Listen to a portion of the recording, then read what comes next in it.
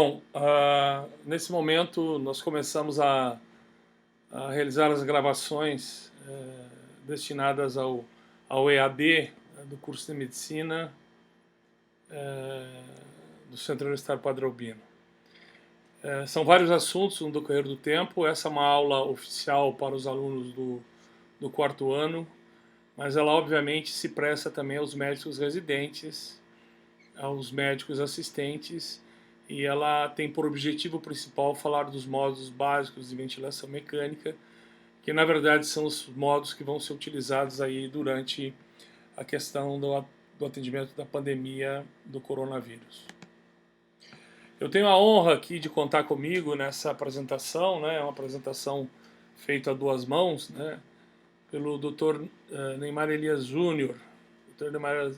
Neymar Elias Júnior é intensivista diarista da UTI geral do Hospital de Base de São José do Rio Preto, da FAMERP, um ex-aluno aqui da FAMECA e chefe também da unidade de terapia intensiva do Hospital Estadual João Paulo II, em São José do Rio Preto.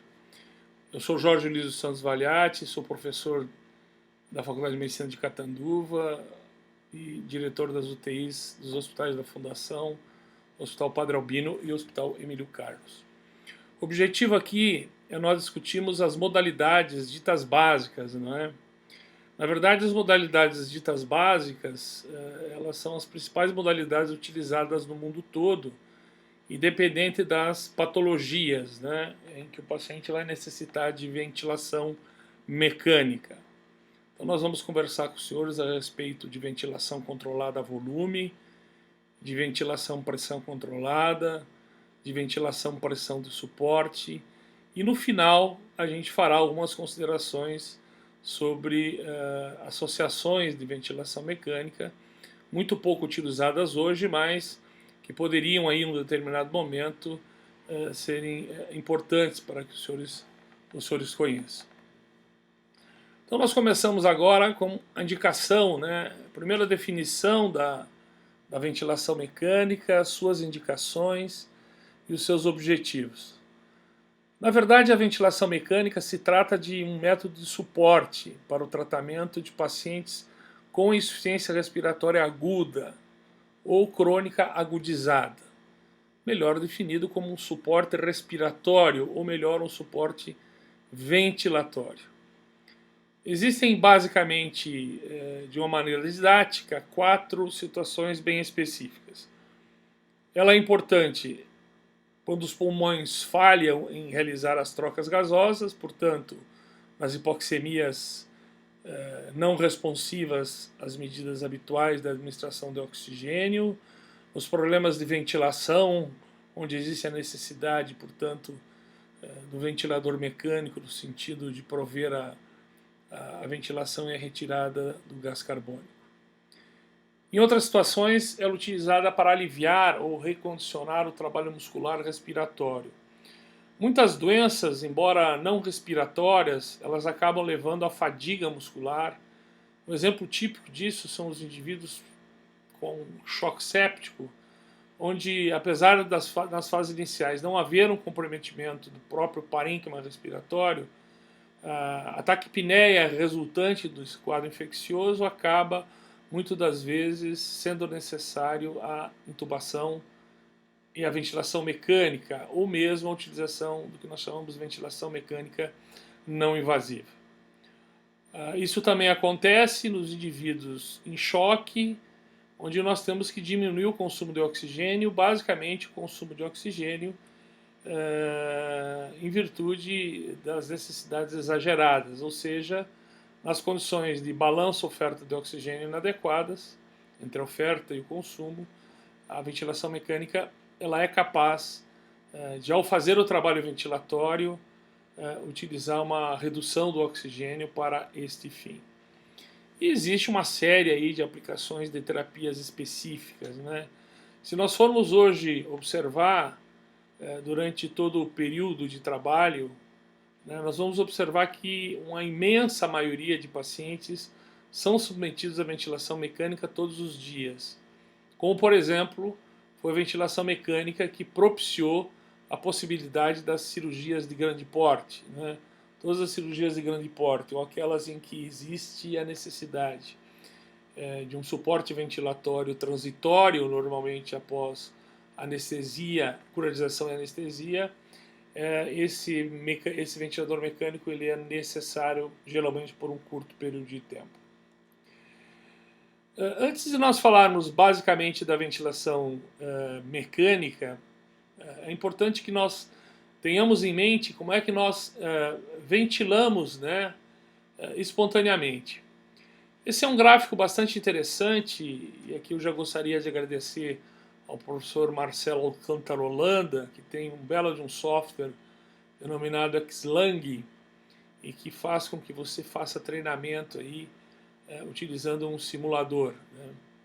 Então aqui basicamente os senhores estão observando, na primeira curva aqui, a curva em relação ao tempo, o volume em relação ao tempo. A segunda curva aqui, uma curva do fluxo em relação ao tempo. E essa terceira curva aqui é uma curva hipotética, na verdade. Esses elementos a gente acaba não observando durante a ventilação mecânica, mas aqui há um esboço do que seria a pressão muscular do indivíduo, o que seria a pressão alveolar do indivíduo e a pressão gerada nas vias aéreas.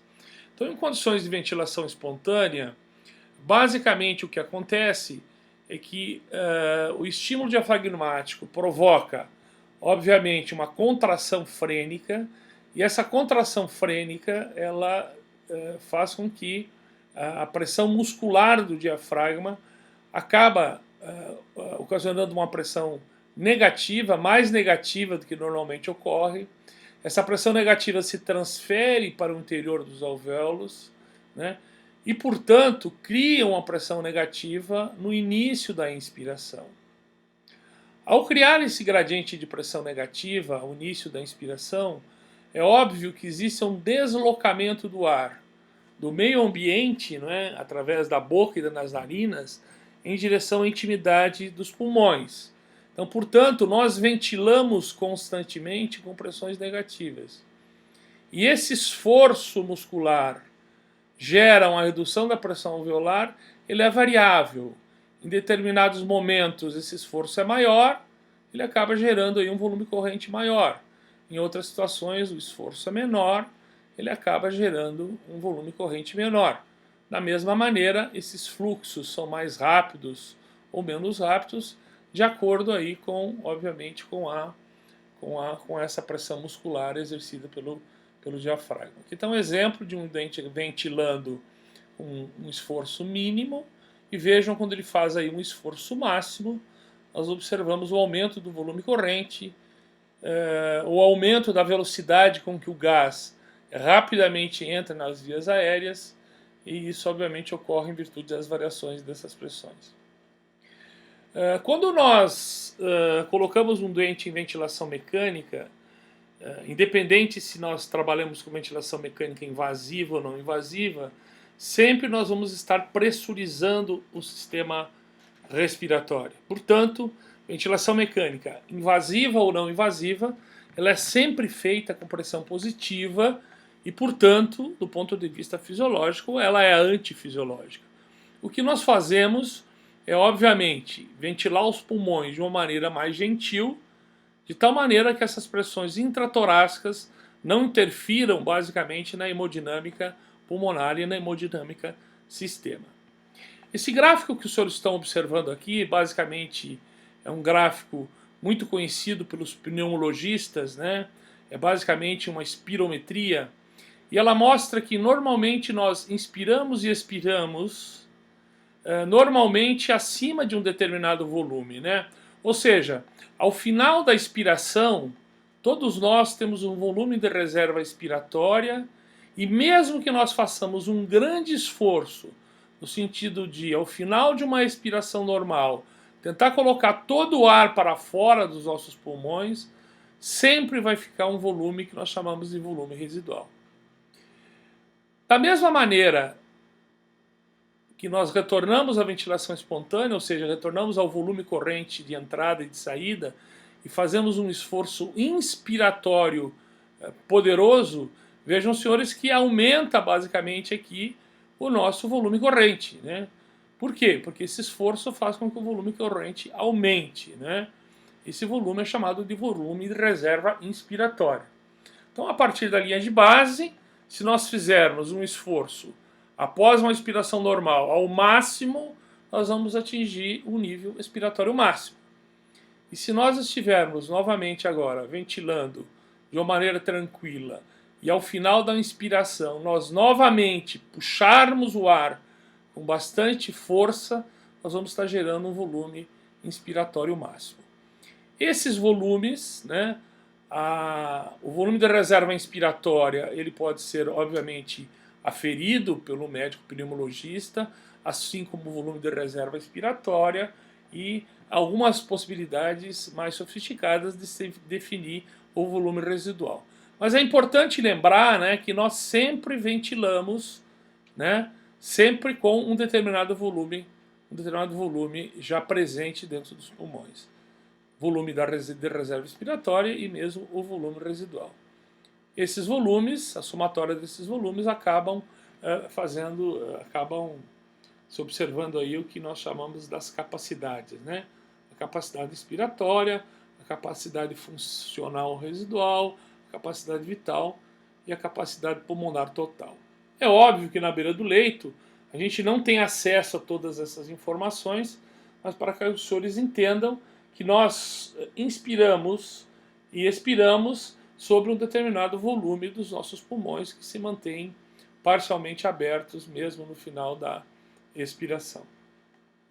Então, o que é um ventilador mecânico? Um ventilador mecânico é um equipamento capaz de bombear gases para dentro dos pulmões de uma forma cíclica. Que gases? Normalmente oxigênio e ar comprimido. Não é? Uma parte importante dos ventiladores, eles apresentam um sistema de administração de ar comprimido e um sistema de administração de oxigênio. Ou eles têm, por exemplo, um sistema de administração de oxigênio e tem uma turbina que permite com que eles retirem do ar ambiente o ar ambiente com uma fração expirada de 21%. Portanto, essa mistura de 100 e 21% nós chamamos de fração expirada de oxigênio, que é regulada através de uma válvula, através de um blender, através de um misturador. Normalmente, então, essa forma cíclica, né, esses gases são empurrados dentro do pulmão com uma determinada força, uma determinada pressão positiva, e normalmente a expiração se faz de uma maneira passiva, através do recolhimento dessas estruturas elásticas, né, compostas aí pelo pulmão, pela caixa torácica, pelos pulmões, né, pelos próprios músculos expiratórios. Então, basicamente, esse sistema de gases, ar comprimido e oxigênio, né, são colocados na máquina e a partir da máquina nós definimos quanto dessa mistura vai ser, obviamente, necessário, dependendo da gravidade da insuficiência respiratória. Então, na verdade, nós estamos falando de um equipamento que, em tese, substituiria os músculos respiratórios. Na verdade, o que ele faz, né, o principal músculo que ele acaba, entre aspas, substituindo é o diafragma, né? Porque é ele que vai empurrar o gás, né, em direção à intimidade dos pulmões.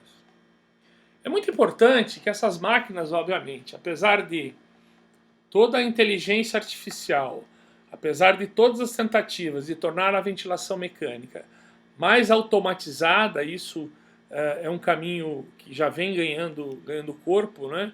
Mas na verdade essas máquinas elas vão fazer o que a gente basicamente manda a elas, né? Elas são desprovidas de cérebro. Portanto, nós temos que tomar cuidado que a ventilação mecânica pode ser uma arma, não é? E isso é muito conhecido ao longo dos anos, né? A ventilação mecânica mal aplicada, ela pode ser uma arma bastante perigosa. Portanto, ventilação mecânica mal aplicada pode ocasionar lesão ou risco de lesão. Esse é um diagrama muito interessante, né? Diagrama feito pelo professor Jorge Bonassa, né? E cedido aqui gentilmente, onde ele mostra normalmente um sistema de ventilação. A maioria dos ventiladores de terapia intensiva, eles têm ramos duplos, né? Mas existem também ventiladores com ramo único, né? Nós vamos falar basicamente aqui dos ventiladores de ramo duplo. Vejam, nós temos basicamente duas válvulas, uma válvula de fluxo, que tem várias características de construtividade, e uma válvula de exalação. Um sistema de tubulações que levam os gases misturados até a intimidade dos pulmões, e um sistema de expiração, um ramo expiratório, que permite que esse gás que entrou acabe saindo num determinado momento. Então, o controle das válvulas de fluxo e o controle da válvula de exalação é que permite esse movimento cíclico dos pulmões. Então, vamos imaginar aqui que eu vou iniciar uma inspiração. Ao iniciar uma inspiração, a válvula de fluxo se abre, a válvula de exalação se fecha. E o gás, portanto, ele toma apenas um sentido, né? Ele, pelo ramo expiratório, ele atinge o Y do ventilador, passa pelas tubulações, passa pelas vias aéreas condutoras, até ele chegar na intimidade dos alvéolos, na intimidade dos pulmões, né? A expiração normalmente é feita por um mecanismo no qual a válvula de fluxo se fecha por um determinado mecanismo que nós vamos conversar com os senhores, e fechando-se a válvula de fluxo, a válvula de exalação se abre, e agora a pressão dentro do sistema respiratório, a pressão dentro do tórax é maior que a pressão atmosférica, e portanto o ar agora sai por diferença de pressão, por recolhimento dessas estruturas elásticas. E assim, sucessivamente, nós temos a inspiração e a expiração. Então, o controle dessas válvulas é que determinam, primeiro, as modalidades ventilatórias e, segundo, os modos ventilatórios, como a gente vai descrever aqui para os senhores. Na maioria das questões, na maioria das situações, ou quase que obrigatoriamente, existe no Y do ventilador um canal de pressão que nos mostra exatamente a pressão gerada na via aérea. Isso é obrigatório em todos os ventiladores. Mas, além disso, a maioria dos ventiladores modernos traz, né, após o Y do ventilador, um pneumotacógrafo, que tem a possibilidade, um transdutor de fluxo, que tem a possibilidade de medir o fluxo que passa na INS e na ES, né, e a pressão que ocorre na INS e na ES. Essas informações são todas transmitidas para uma central de processamento, são aqui integradas. Mas só gostaria de lembrar que, além do pneumotacógrafo, é obrigatório aqui uma monitorização aqui proximal do circuito ventilatório. Alguns equipamentos têm esse pneumotacógrafo colocado próximo aqui à válvula de exalação, outros equipamentos têm esse monitoramento chamado monitoramento proximal. Todos esses dados eles são integrados aqui numa central de processamento, né?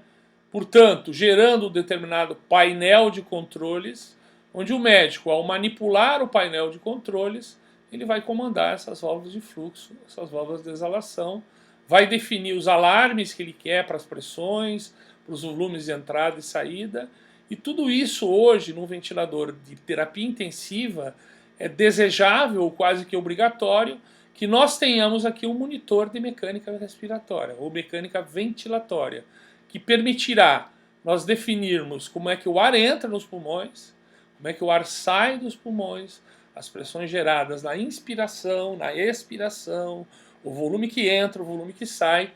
Isso é muito importante para conduzir a ventilação de um modo seguro.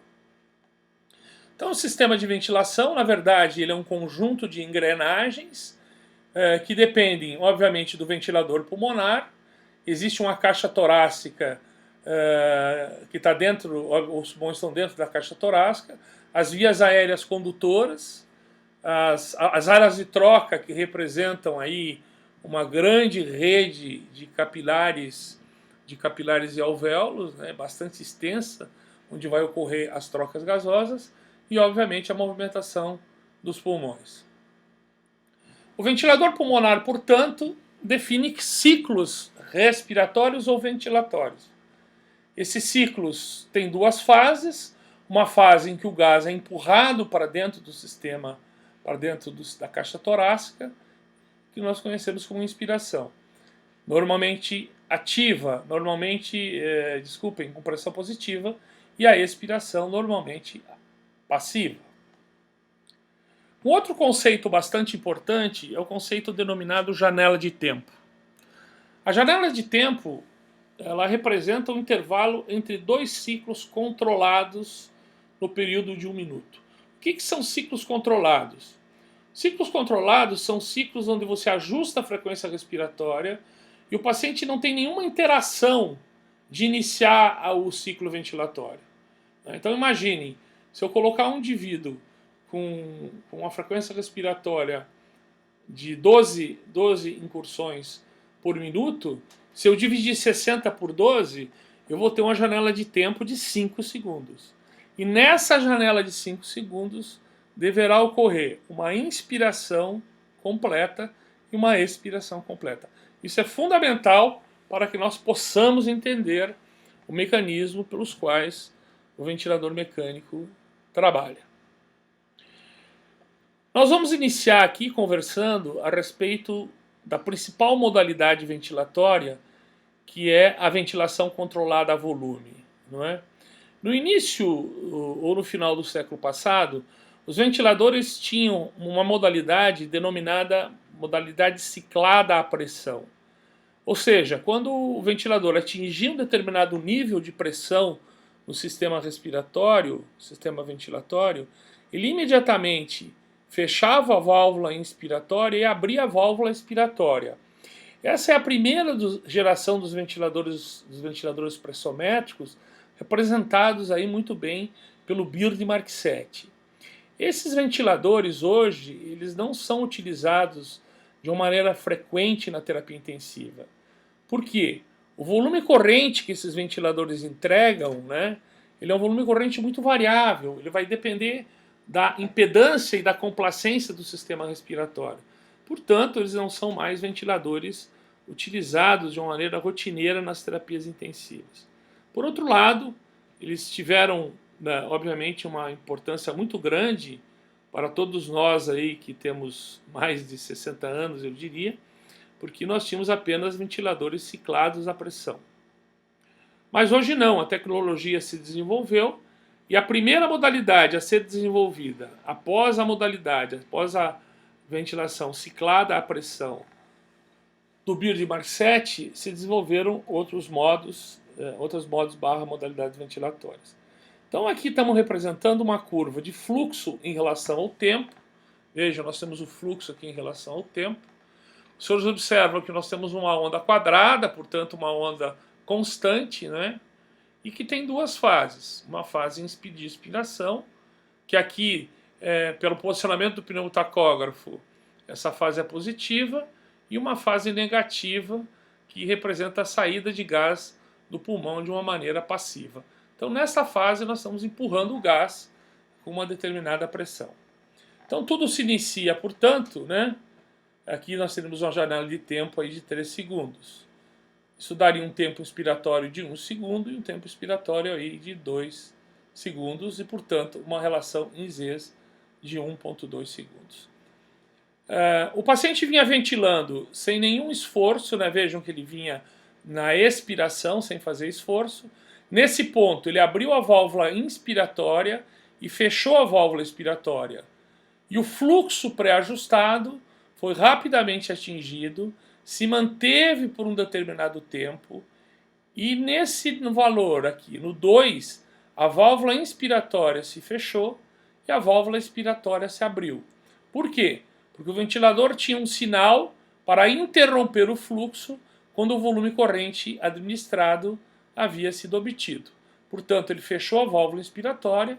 Agora, a pressão dentro dos pulmões, né, ficou maior que a pressão atmosférica ou maior que a PIP aplicada, e o ar agora sai rapidamente dos pulmões por uma diferença de pressão.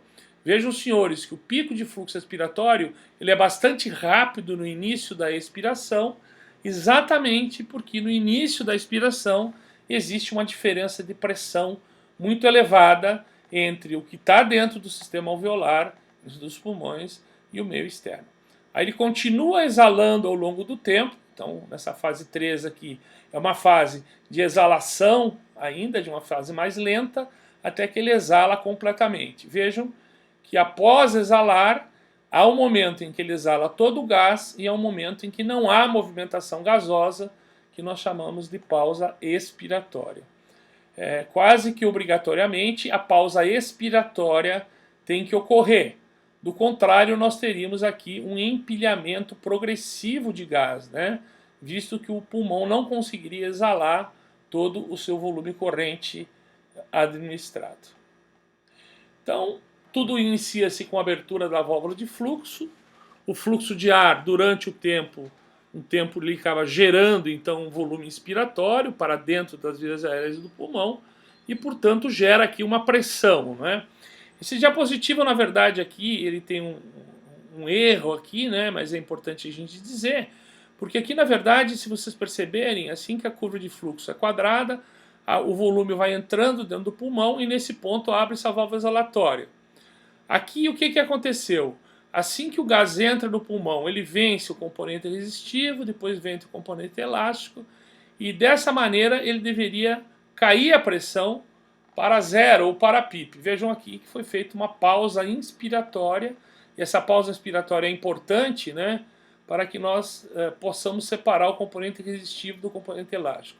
Então aqui abriu a válvula inspiratória, aqui fechou a válvula inspiratória, mas não abriu imediatamente a válvula exalatória.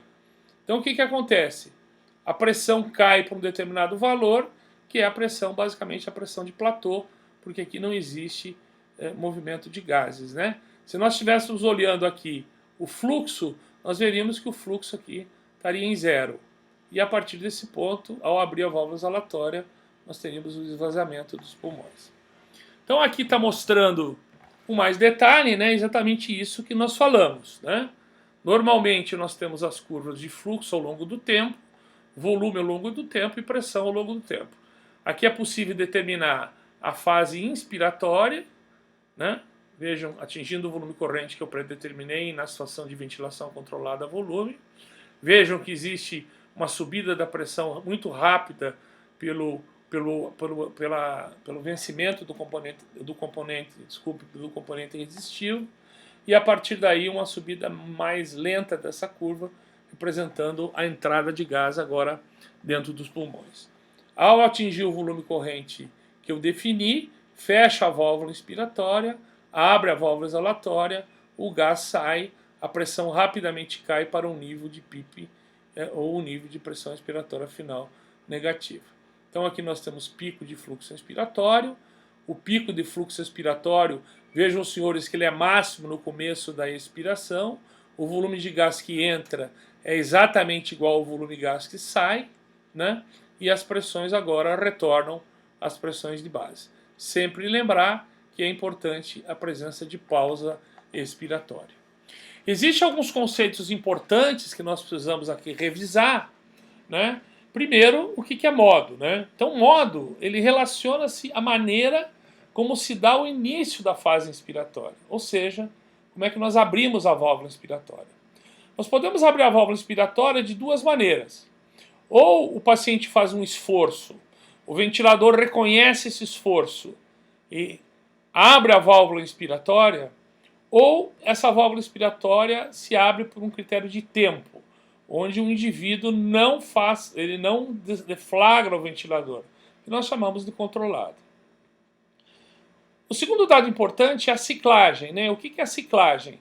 A ciclagem é a maneira como termina a fase inspiratória e se inicia a fase expiratória, ou seja, é o fechamento da válvula inspiratória e a abertura da válvula expiratória. A modalidade, ela refere-se à variável limitada, aquela que é controlada. Lembram, senhores, que eu falei do Bird-Mark 7, em que era uma modalidade ventilatória ciclada à pressão? Quando a pressão atingia a pressão que nós ajustávamos no Bird-Mark 7, imediatamente ele interrompia o fluxo e abria exatamente a válvula, fechava a válvula expiratória e abria a válvula expiratória. Aqui, essa variável, ela é uma variável controlada sobre a mecânica ventilatória. Então nós podemos escolher uma modalidade em que o que define a passagem da ins para ex é o volume, ou o que passa da ins para ex, é a pressão controlada, a ciclada da pressão no caso do Birmax 7, ou no caso da pressão controlada, basicamente o tempo, né? E há aí a questão da pressão suporte, onde esse sinal para que a modalidade ventilatória, para que o ventilador feche a sua válvula inspiratória e abra a sua válvula expiratória, se faz por um critério de fluxo. Então nós vamos ver isso com detalhe. E a sensibilidade, né? A sensibilidade é a variável relacionada à percepção do esforço. Então nós devemos deixar o ventilador, obviamente, sensível ao esforço do paciente, para que ao fazer um pequeno esforço, ele consiga, obviamente, deflagrar a abertura da válvula inspiratória. É óbvio que existem situações em que isso não é desejável, não é? Mas de toda maneira essa sensibilidade tem que ser ajustada. Quando nós não queremos que o paciente dispare o ventilador, em algumas situações específicas, como por exemplo, em situações muito graves de síndrome de desconforto respiratório, ou situações muito graves onde nós queremos uma hiperventilação sistemática em pacientes com trauma inspiratório, nós, obviamente, utilizamos sedativos, hipnóticos, o uso de bloqueadores neuromusculares para evitar que esse indivíduo dispare, para que ele abra a válvula, né? Mas, na verdade, aqui é um ajuste, então, portanto, da sedação e não tornar o ventilador extremamente insensível, né? Isso, obviamente, não é uma boa prática. Conceitos importantes: o volume corrente é a quantidade de gás que entra e sai dos pulmões, portanto, nós temos o volume corrente inalado, nós temos as máquinas mais modernas, o volume corrente exalado. Isso é muito importante porque isso nos dá segurança, obviamente, de vazamento, sempre o volume inalado é igual ao volume exalado, com pequenas diferenças. O fluxo inspiratório, né, é a velocidade com que o gás adentra os pulmões. Existem modalidades ventilatórias em que nós ajustamos esse fluxo, outras que esse fluxo basicamente é livre. A frequência respiratória ela é ajustada de acordo com a situação clínica, né? Se o número de incursões respiratórias realizadas num determinado intervalo de tempo, convencionalmente 1 minuto.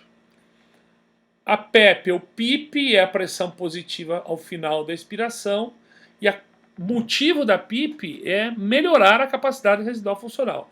Na verdade, ao utilizar PIP, nós mantemos ao final da expiração esses alvéolos parcialmente abertos, né? E a fração inspirada de oxigênio é dada exatamente pela mistura de oxigênio com o ar comprimido. Isso é feito através de uma estrutura denominada blender. Outros conceitos importantes: durante muitos anos, né, a minha geração ela utilizou um conceito que é um conceito já abandonado hoje, de nós ventilarmos os indivíduos pelo peso ideal, né? Desculpem, pelo peso real, né? Nós ventilávamos os indivíduos pelo peso real. Isso se mostrou bastante lesivo ao longo do tempo, e hoje, para nós provermos a ventilação mecânica, existe necessidade de nós sabermos exatamente o peso ideal em quilos, e isso é baseado na altura e no sexo, né? As pessoas nem emagrecem seus pulmões ao fazer o regime e nem, obviamente, engordam os seus pulmões ao ganharem peso. Há uma fórmula que está aí exposta, né? Eu sugiro aos senhores que fazer fórmulas em beira de leito pode ser um problema, até. Então, você poderia construir uma tabela, né?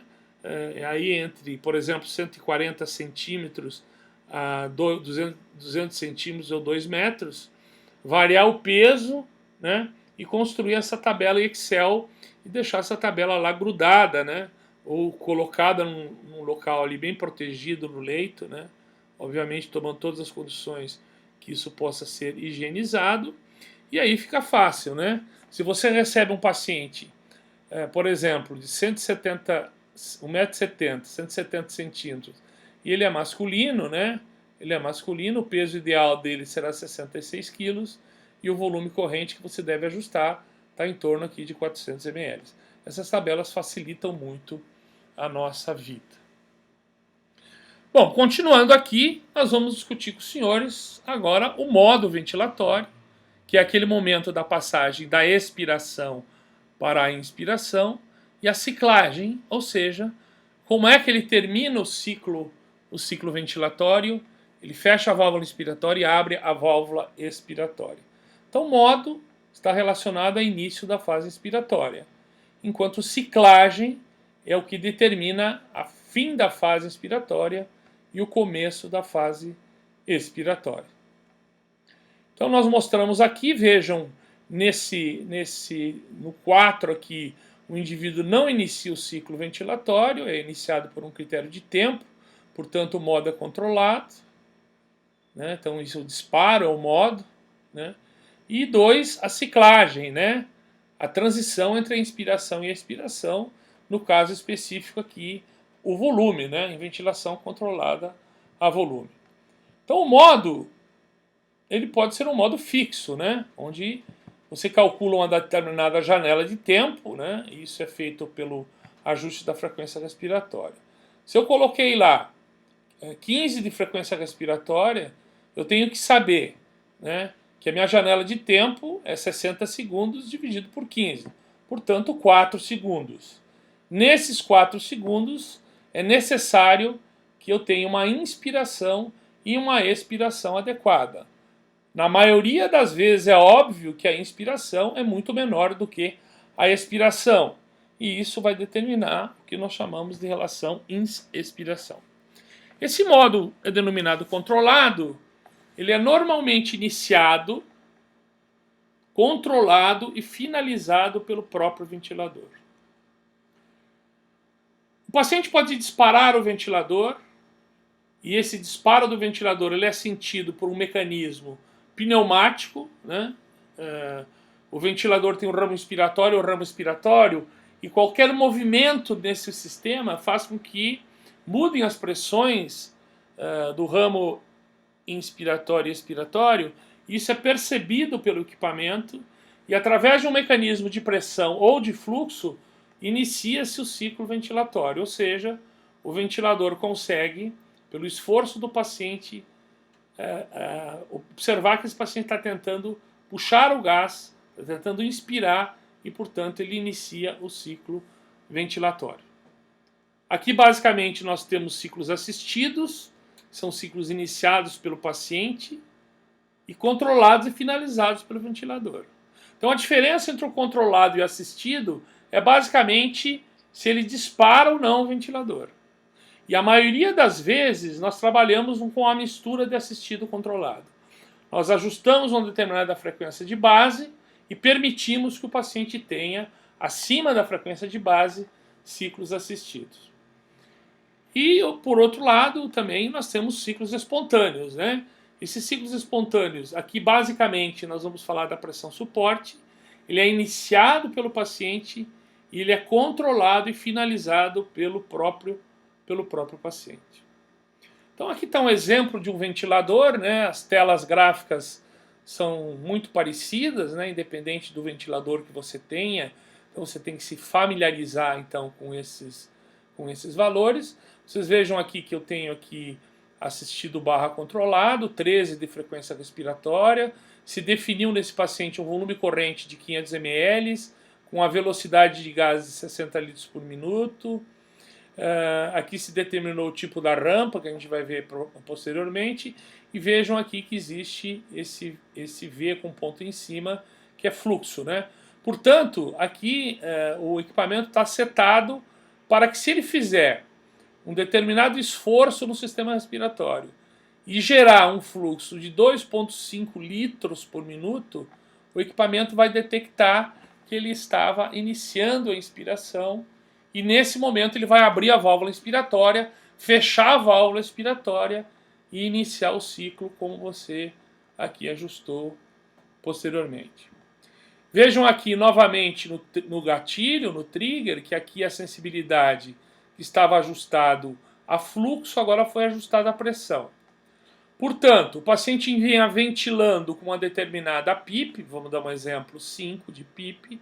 Assim que ele faz um esforço, existe uma caída dessa PIP, por exemplo, de 5 para 3, e o ventilador detectou essa queda e detectou então que o paciente está fazendo esforço, e a partir daí ele inicia o ciclo respiratório. Então eu digo que é um disparo aqui trigado a pressão. O outro disparo é um disparo que foi trigado a fluxo. Existe uma discussão muito grande sobre isso. O trigger a fluxo, em algumas situações, ele é mais sensível do que o trigger à pressão. Então, muitas das vezes, em ventilação espontânea, nós preferimos o trigger a fluxo. Por outro lado, precisa tomar muito cuidado com esse ajuste, porque o ajuste de um valor muito baixo, né, ou seja, muita sensibilidade, pode propiciar disparos a todo momento, né, o que nós chamamos de autociclagem. Aqui um outro equipamento, sem tela gráfica, né, mas mostrando aqui a sensibilidade ajustada a 2 centímetros de água, né, da mesma maneira que o outro equipamento lá. Então o modo é como se inicia a inspiração, né? Há uma detecção desse esforço, pode ser uma detecção na curva de fluxo, aqui uma curva de fluxo, como o paciente puxa o ventilador, ele puxa o ar, então o fluxo é em direção ao paciente, e aí ele inicia a modalidade. E aqui no caso, um esforço por pressão. Ele vinha numa determinada PIP, ele fez um esforço, esse esforço atingiu aquilo que você graduou, e ele imediatamente inicia o ciclo ventilatório. Então o modo controlado, ele é basicamente a janela de tempo no modo controlado, ela é sempre fixa, né? O paciente tem estímulo respiratório totalmente abolido.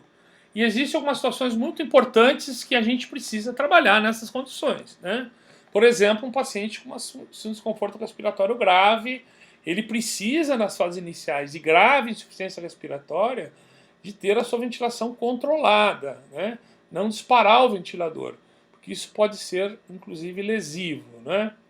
Mas à medida que ele vai melhorando, obviamente que nós vamos permitindo a interação entre o paciente e o ventilador.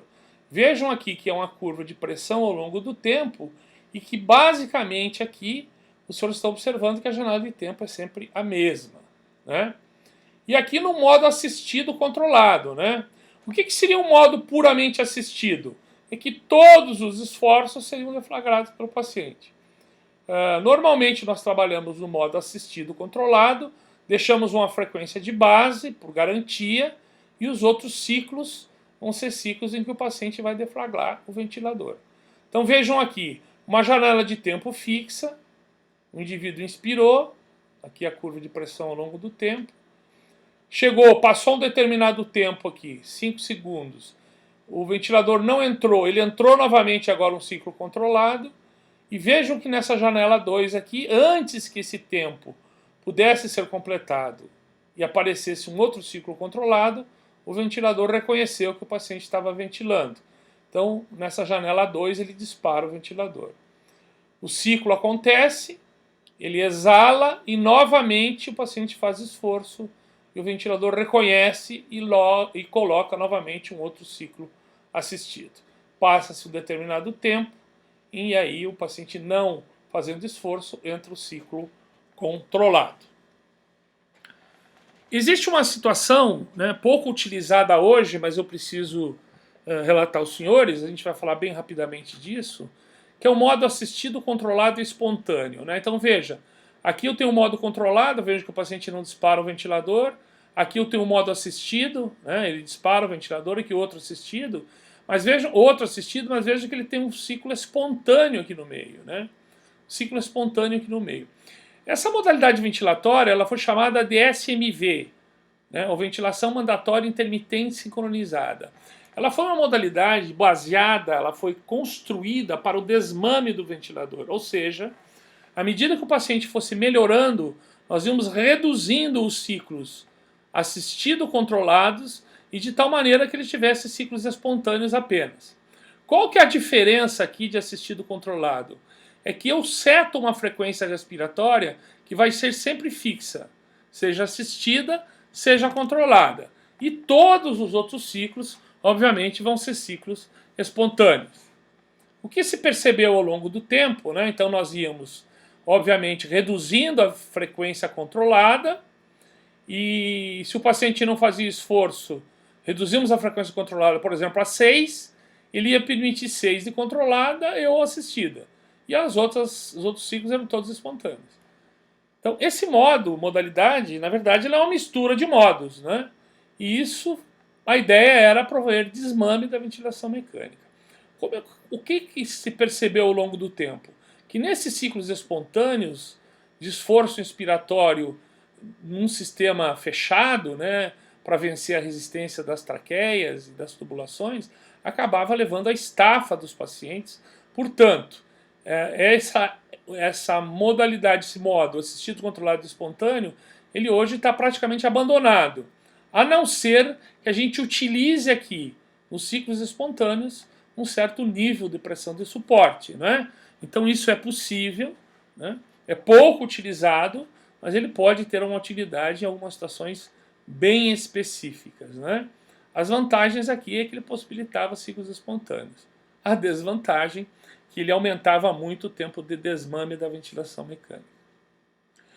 Bom, falado dos modos, nós vamos falar agora da ciclagem.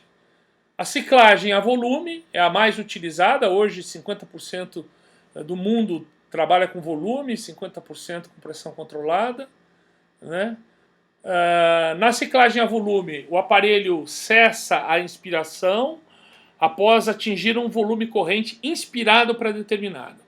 Eu vou lá pelo peso ideal do paciente e defino que o volume corrente vai ser 600 ml, né? Além de definir o volume corrente de 600 ml, eu vou definir a velocidade com que esse gás vai entrar na via respiratória. Então vamos imaginar, se eu coloco um volume corrente de 600 ml numa velocidade de 60 litros por minuto, né, nós teremos um determinado tempo inspiratório, né? É uma conta muito simples, é uma regra de 3. Né? 60 litros por minuto é 1 litro por segundo. Então, se o ventilador ficasse funcionando 1 segundo na INS, eu teria 1 litro. Não é?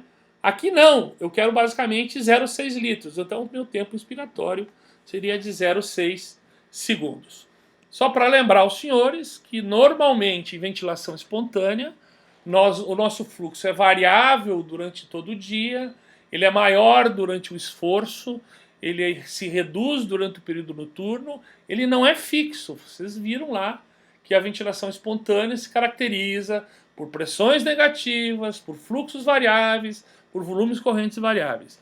Aqui não. Aqui eu coloco um determinado fluxo no paciente que tem que ser um fluxo suficiente para não provocar desconforto, né? Então, fluxos acima de 40, 50 litros por minuto são fluxos adequados. Existe a maneira de nós fazermos alguns cálculos, mas eu diria aos senhores que fluxos entre 40 a 60 litros por minuto são capazes no adulto de estarem dentro de fluxos mais ou menos adequados. Então isso é o que nós chamamos de ventilação controlada a volume, que pode ser administrada na forma controlada, ou seja, uma frequência respiratória fixa, e aí o produto do volume corrente vezes a frequência respiratória nos dá o que nós chamamos de volume minuto. A outra maneira de nós ciclarmos os ventiladores, nos modos ditos tradicionais, é o tempo, né?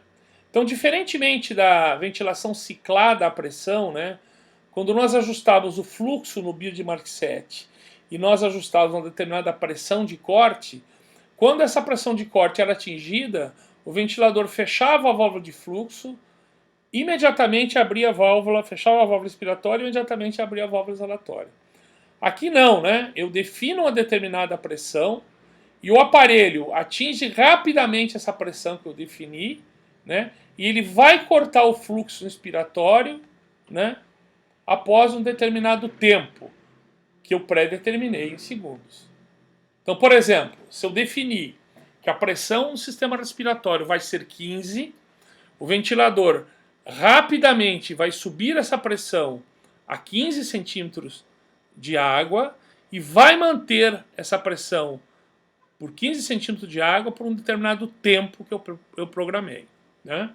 Então vamos imaginar aí o mesmo cálculo. Se eu definir que a minha janela de tempo vai ser 60 dividido por 15, portanto 4 segundos, eu posso definir que meu tempo expiratório seja de 1 segundo, né? E o tempo expiratório, obviamente, seja de 3 segundos, né? E aí a gente estabelece uma relação IZs adequada.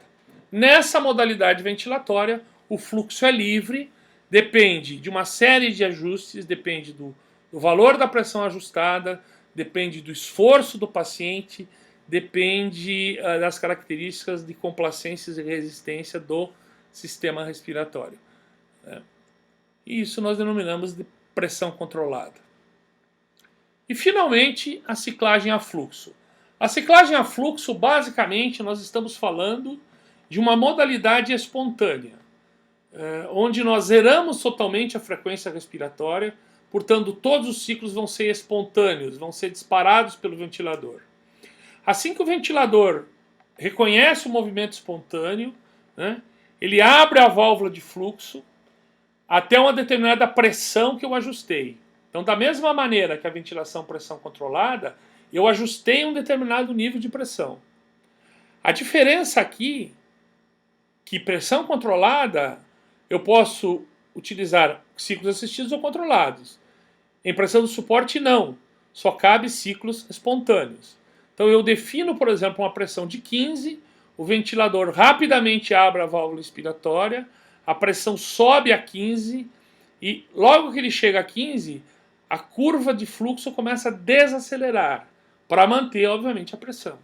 Até um determinado momento em que o fluxo expiratório é cortado, não é?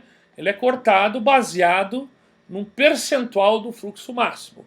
Os ventiladores mais antigos, esse percentual de fluxo máximo era 25% do pico de fluxo máximo. Então, por exemplo, se um indivíduo tinha um fluxo inspiratório máximo de 100 litros por minuto, assim que ele desacelerava a curva de fluxo, ao atingir 25 litros por minuto, ele obviamente abria a válvula exalatória.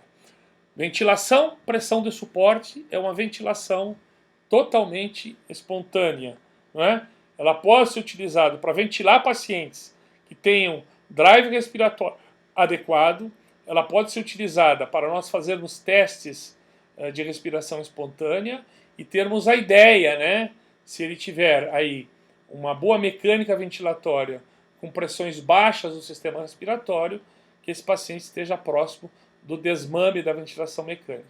Mas ela pode realmente ser utilizada como modo único de ventilação mecânica em pacientes, obviamente, com determinadas características de ventilação mecânica. É muito importante, né, essas modalidades espontâneas, existem outras também, que obviamente nós tenhamos mecanismos de segurança, né, que são os mecanismos de backup, ou seja, se de repente o paciente não respirar, né, por algum motivo, obviamente uma ventilação ciclada a volume ou ciclada a tempo pode ser ajustada e que nós chamamos aí de ventilação de backup. Então aqui é fundamental que a gente ajuste um alarme chamado alarme de tempo de apneia. Então aqui basicamente a relação entre o modo ciclagem e limites, o modo VCV, modo VCV pode ser assistido controlado, o modo PCV pode ser assistido controlado e a PSV é sempre espontâneo. Então VCV e PCV são as modalidades ventilatórias que são iniciadas na imensa maioria dos pacientes que acabam de ser entubados, né? Ventilação controlada a volume, cicla a volume, ou seja, a passagem da inspiração para a expiração é a volume. Às vezes, quando nós ajustamos um tempo inspiratório de apneia, o ajuste do tempo também pode influenciar essa ciclagem, mas a priori a ciclagem é a volume. E na pressão controlada é eu que defino o tempo de ciclagem, né? É um ajuste direto do tempo de ciclagem. A pressão de suporte, eu também posso ajustar o fluxo. Os ventiladores modernos hoje, eles permitem, por exemplo, que essa taxa de fluxo, a partir do qual a válvula expiratória se abre, ele pode estar, por exemplo, a 50% do pico ou pode estar mais baixo do que 25%. Então vamos imaginar que ele esteja setado com uma pressão de 15 centímetros de água a 25% de corte. E está gerando um volume corrente muito alto. O que eu posso fazer? Ou eu posso baixar a pressão de suporte, o nível de pressão de suporte, ou eu posso, na verdade, fazer com que essa pressão, esse corte, suba, né? Eu faço esse corte, por exemplo, a 50 litros por minuto, então eu vou interromper a fase expiratória de uma maneira mais precoce e, portanto, reduzindo o volume corrente. Aqui estão os limites, né? Os limites para volume controlado, o volume e o fluxo. O fluxo, a maioria das vezes, pode ser na maioria dos ventiladores, o ajuste do fluxo é indireto, mas é direto, mas eu gostaria de dizer que existem ventiladores em que eu ajusto a relação em Zs e ele acaba ajustando o fluxo de acordo com a relação em Zs. Então é importante você conhecer a máquina que você trabalha. E aqui os limites são a pressão que você ajustou e, obviamente, o tempo inspiratório. E o limite para a pressão suporte, obviamente, é a pressão. Bom, essa equação é muito importante, não é? A equação é chamada equação do movimento respiratório, que está aqui mostrado de uma maneira simplificada. Ela diz o seguinte: a pressão gerada na via aérea, a chamada pressão de pico do ventilador, ela representa a somatória da pressão resistiva, ou seja, da pressão gerada pela entrada desse gás pelas tubulações, pelas vias aéreas condutoras, é a chamada pressão resistiva. E ela depende da pressão elástica, ou seja, a capacidade desse pulmão se expandir mais ou menos, né? Essa pressão elástica também, obviamente, vai implicar, se eu estou trabalhando em volume, por exemplo, vai implicar na pressão da via aérea. E mais a PIP que eu controlo. Então, desta equação, eu controlo a PIP e controlo a pressão da via aérea. Obviamente, ela pode ser limitada, né? Até para não atingir valores muito excessivos. Eu posso substituir essa equação, para melhor entendimento, dizendo que a pressão resistiva nada mais é do que a resistência versus o fluxo. E a pressão elástica seria o volume corrente multiplicado pela elastância, né? Normalmente nós não utilizamos a elastância, nós utilizamos a complacência estática do sistema respiratório. Então, resistência versus fluxos é a pressão resistiva e pressão elástica é o volume corrente dividido pela complacência. Veja, na ventilação controlada a volume, o que eu controlo? Eu não controlo a pressão da via aérea. Eu posso definir um limite de alarme para que ela não ultrapasse, obviamente, e se torne perigosa. Na ventilação controlada a volume, o que eu ajusto? Obviamente, eu ajusto o fluxo expiratório e ajusto o volume corrente, maior ou menor, maior ou menor. E, na verdade, a resistência do sistema, ela, claro que pode ter uma influência do homem no sentido de você entubar um indivíduo com uma cânula muito fina, né? Mas a resistência, obviamente, é intrínseca do indivíduo. Um indivíduo que tem broncoespasmo severo, né, ventilado a volume, mesmo com volumes baixos, ele vai ter uma pressão de via aérea bastante elevada, porque é um componente que eu não consigo definir, né? Eu só posso modular utilizando drogas, por exemplo, para provocar broncodilatação. Da mesma maneira, a complacência estática do sistema respiratório, né? Então, esses determinantes, né, em volume controlado, eu defino o fluxo e o volume. O resto, obviamente, e a PIP, e o resto, obviamente, depende das características da mecânica respiratória do paciente. E na pressão controlada, o que eu ajusto? Na pressão controlada, eu ajusto a PIP e ajusto a pressão controlada. E ajusto o tempo inspiratório que não está nessa equação. Todo o resto pode ser variável, não é? Então, se eu tenho um paciente ventilado a volume, em que ele faz um broncoespasmo severo, eu espero que a pressão da via aérea suba. Se eu tenho um paciente que está ventilado em pressão controlada, que a pressão está limitada, e a resistência da via aérea sobe muito, o resultado disso vai ser uma redução do volume corrente.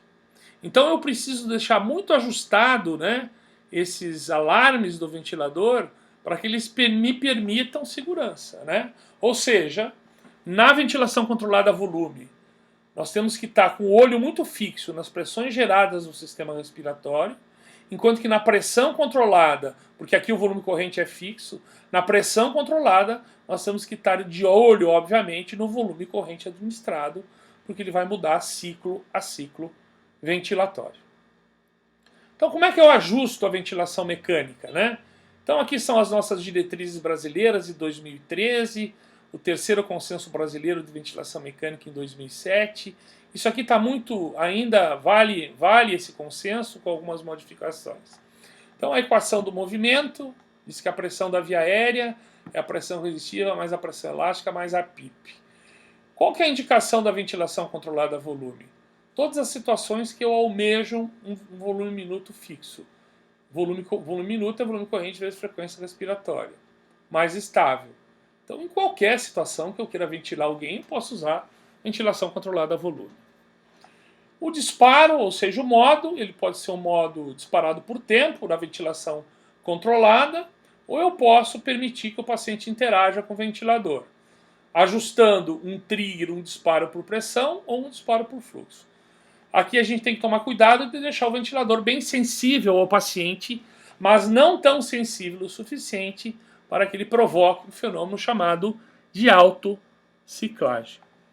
A ciclagem aqui, obviamente, depende do volume corrente inspirado que você ajustou. E se você tiver ajustado uma determinada pausa inspiratória, obviamente, no momento de pausa inspiratória, o volume corrente entrou, a gente vai ver isso com a mecânica ventilatória. Ele entrou, interrompeu o fluxo inspiratório, mas ao mesmo tempo ele não abriu a válvula exalatória, né? Então, isso pode ocorrer basicamente quando nós acrescentamos uma pausa inspiratória na ventilação controlada a volume. Os limites aqui são o volume corrente inspirado e o fluxo inspiratório. O que vai variar, obviamente, as pressões das vias aéreas e do parênquima pulmonar. Então aqui nós estamos mostrando, né, mais uma vez aqui no X-Lang, né, uma curva volume-tempo, fluxo-tempo e pressão-tempo. Vejam vocês aqui que eu tenho um fluxo quadrado, então todo fluxo quadrado está associado à ventilação controlada a volume, né? Eu tenho uma curva de pressão que sobe rapidamente, depois ela sobe de uma maneira menos íngreme, o volume que entra é igual exatamente ao volume que sai. Vejam vocês aqui que o paciente não está fazendo nenhum esforço ventilatório, né? Então eu tenho aqui, na verdade, em vermelho o fluxo, né? E isso tudo em relação ao tempo. É interessante aqui, né, para uma questão aí de os senhores observarem como é que as coisas funcionam, que o que eu enxergo no ventilador, na verdade, no Y do ventilador, são as pressões das vias aéreas, né? Não é basicamente a pressão alveolar. Então há uma diferença entre a pressão que eu enxergo no ventilador e a pressão alveolar. Essa pressão alveolar aqui a gente não enxerga, né? Então ela está basicamente, a pressão alveolar ela está abaixo da pressão ali colocada no ventilador. Isso é muito importante nós observarmos isso. Então essa curva aqui, na maioria dos ventiladores, ela é uma curva hipotética, né? Nós sabemos que a pressão dentro dos pulmões ela é muito menor do que as pressões no sistema respiratório, no Y do ventilador, por um motivo muito simples, né? Pela questão aí óbvia da resistência das vias aéreas. Aqui então volume controlado, né? Na forma controlada, uma onda quadrada de fluxo, da mesma maneira, um tempo inspiratório e um tempo expiratório. Vejam que o tempo expiratório é uma fase com fluxo e uma fase sem fluxo, né? Isso é fundamental. Se nós interrompêssemos esse fluxo expiratório, por exemplo, nesse ponto, nós correríamos o risco, obviamente, imediato do volume corrente que entrou não sair e nós provocaríamos o que nós chamamos de empilhamento do sistema respiratório. Agora uma situação onde o paciente permanece em ventilação controlada a volume, vejam que a onda é quadrada, tem pausa expiratória, mas ele disparou o ventilador. Então a ventilação mecânica assistida controlada, limitada pelo volume.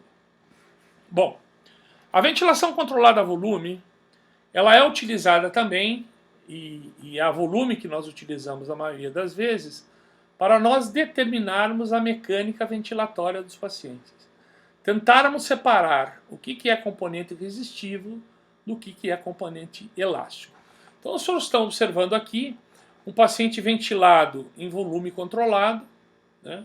Então, no A aqui se iniciou o ciclo ventilatório.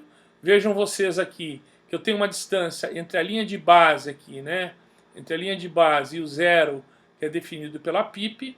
No ponto A, abriu a válvula expiratória e a válvula expiratória está fechada. Rapidamente eu defini um determinado volume corrente, né? Rapidamente a pressão sobe em virtude do que nós já falamos. Depois ela tem uma subida menos íngreme até atingir o ponto B, né?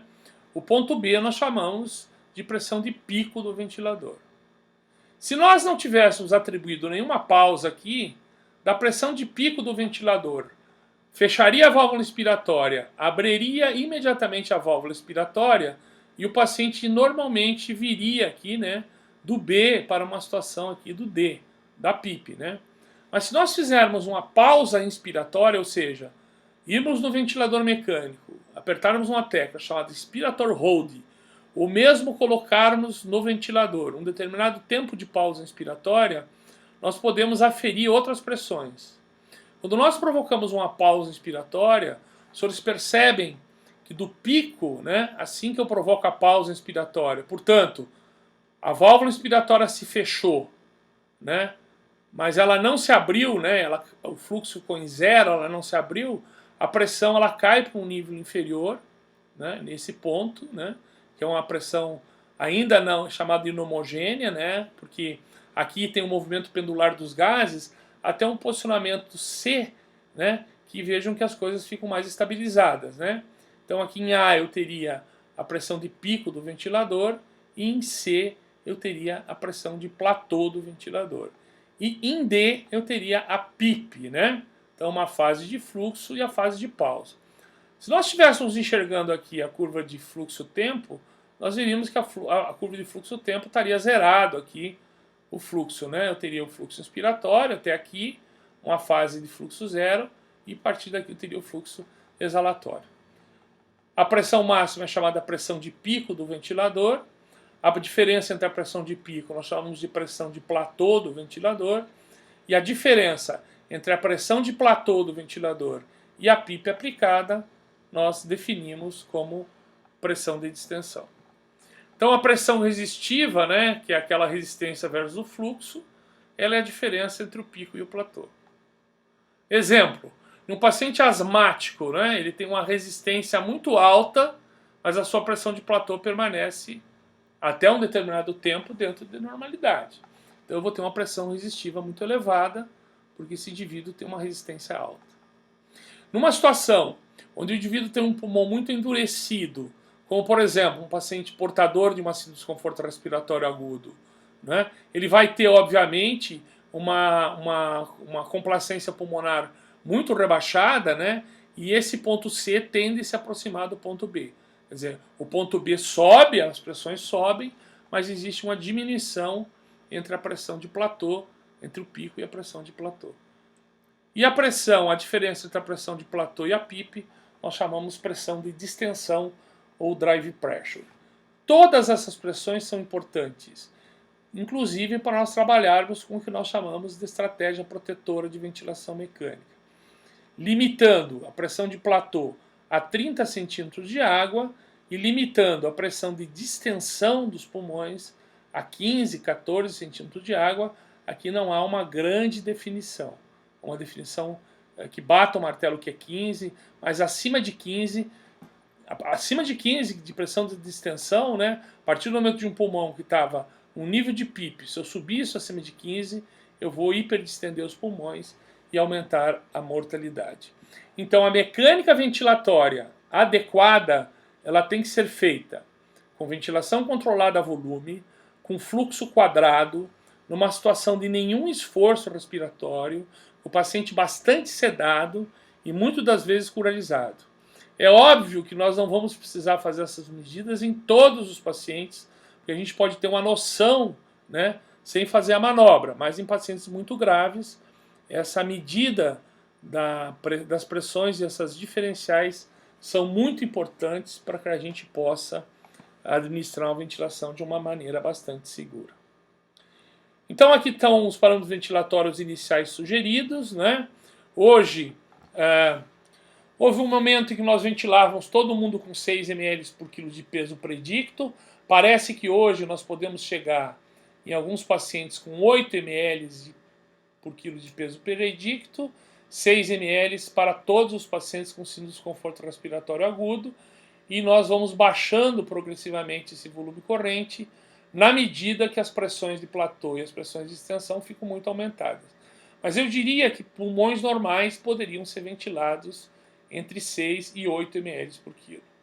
O fluxo aqui, como eu disse aos senhores, 40 a 60 litros por minuto. existe uma conta aqui de 0,7 a 1 litro por minuto por quilo, né? Então vamos imaginar que o indivíduo aí tenha 50 quilos. Então o ajuste do fluxo seria aqui 50 litros por minuto. Uma frequência respiratória de 12 a 16. E vejam por que a frequência respiratória é mais alta. Porque nós estamos ventilando todos com 6 ml por quilo. Talvez hoje não seja necessário, se não existe lesão pulmonar. Então, para poder manter o volume minuto, obviamente você deveria trabalhar com uma frequência respiratória maior. Você pode trabalhar sem pausa inspiratória ou com pausa inspiratória. Eu, por preferência, trabalho com pausa inspiratória. Isso é uma questão de preferência. Porque a partir do momento em que atingiu a pressão de pico do ventilador, se eu deixar uma pressão de pausa de 0,5 segundos, eu vou ter quase que imediatamente a leitura da minha pressão de platô, né? Mas há uma discussão sobre se vale a pena ou não vale a pena. Eu tenho como rotina deixar 0,5 de pausa ou 0,4 de pausa, prolongando um pouco o tempo inspiratório e observando, portanto, continuamente a pressão de platô. Tomar um pouco de cuidado, porque um tempo de pausa muito prolongado, obviamente, pode ser desconfortável ao paciente. A fração inspirada de início, sempre 100%, e depois eu vou reduzindo a fração inspirada, de modo a obter uma saturação entre 93% a 94%. 93% a 97%, desculpem. Nós não devemos utilizar saturações acima de 97%, porque isso está associado a piores desfechos. E nós não temos ainda nenhuma evidência muito forte na literatura que nós possamos trabalhar com saturações abaixo de 92. E existem alguns estudos, por exemplo, em trauma de crânio, talvez trabalhar em valores de 97 de saturação seja o mais indicado do que trabalhar em valores de saturação de pulso abaixo, por exemplo, de 93. A PIP inicial sempre de 3 a 5, né? Só para lembrar os senhores, a PIP não é PIP fisiológica, porque nós não temos PIP fisiológica, né? Na verdade, é um artefato que a gente usa, um artifício que a gente usa para pressurizar o sistema respiratório ao final da expiração. Mas não é uma PIP, ninguém tem PIP fisiológica. E a sensibilidade de 1 a 3 centímetros de água ou 3 a 5 litros por minuto. Sempre tomando cuidado aqui, de se deixar muito sensível, você pode ter o problema de disparos a todo momento. Se você deixar o ventilador com uma sensibilidade, com um número muito elevado, ele vai começar a fazer muito esforço, sem ser acompanhado, obviamente, de disparo do ventilador, o que nós chamamos isso de disparos ineficazes, né? É uma sincronia chamada de disparo ineficaz. E na pressão controlada? A pressão controlada, as indicações são as mesmas, lembrando aqui da equação do movimento, que eu controlo esse lado aqui mais a PIP, né? Toda a situação com alterações da mecânica do sistema respiratório, mas ele pode ser utilizado também em doentes sem alteração de mecânica. Ele pode ser utilizado por tempo, ou seja, controlado, sem drive respiratório, pode ser assistido também ou controlada, e lembrar que a ciclagem aqui ocorre através do tempo inspiratório pré-determinado em segundos. Então é sempre importante você fazer aí o cálculo aí da relação IZs, né? O cálculo para que você deixe um tempo expiratório muito mais prolongado que o tempo expiratório. Normalmente, tempos de 0,9 a 1 segundos são suficientes no adulto. Em crianças, como tem frequências respiratórias mais elevadas, se utiliza tempos expiratórios mais reduzidos. Qual que é o limite aqui? É a pressão inspiratória que você ajustou. O que vai variar? O fluxo inspiratório vai variar. A pressão é fixa, o tempo inspiratório é fixo, o fluxo é livre, desacelerado, e o que vai variar aqui é o volume corrente. Então, como é que eu ajusto isso, né? Se eu não tenho um ajuste adequado de volume corrente. Da mesma maneira, eu vou procurar um volume corrente alvo, vou ajustar a minha pressão controlada para um determinado volume corrente alvo que eu desejo. Mesmo sabendo que não são em todos os ciclos que ele vai gerar aquilo que eu ajustei, né? Então a gente sugere, da mesma maneira, PIP de 3 a 5, ajustar uma pressão controlada inicialmente em torno de 10 centímetros de água acima da PIP, porque você não sabe exatamente como é que como é que funciona, como é que está a mecânica respiratória do paciente. Se você botar um valor muito mais elevado, você pode gerar um grande de um volume corrente.